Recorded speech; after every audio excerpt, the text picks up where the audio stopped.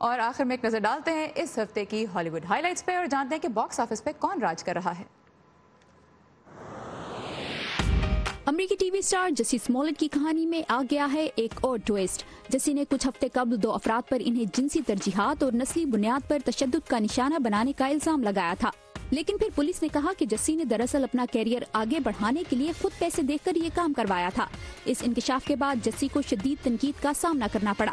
अब अचानक शिकागो शहर के तफ्तीशी एहलकारों ने जस्सी पर झूठी पुलिस रिपोर्ट दर्ज कराने समेत तमाम इल्जामात खारिज कर दिए हैं, मगर कोई ठोस वजह नहीं बताई, जिस पर अब उन्हें तनकीद का सामना है।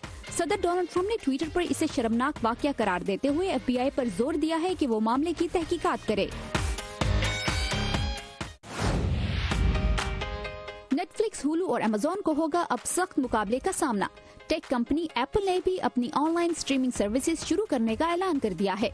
एप्पल इस सर्विस को साल के आखिर तक शुरू करने का इरादा रखती है, मगर कंपनी ने इसकी तारीख और सारिफीन के लिए कीमत के बारे में कुछ नहीं बताया।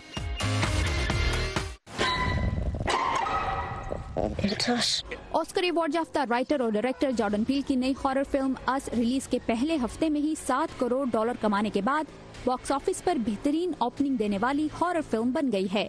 फिल्म ने गुज़िश्ता 3 हफ्तों से नंबर 1 रहने वाली कैप्टन मार्वल को नंबर 2 पर भेज दिया है।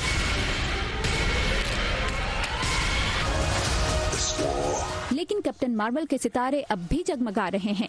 फिल्म दुनिया भर में $90 करोड़ कमाकर साल की सबसे ज्यादा बिजनेस करने वाली फिल्म बन गई है। Warda Khalil, Voice of America, Washington.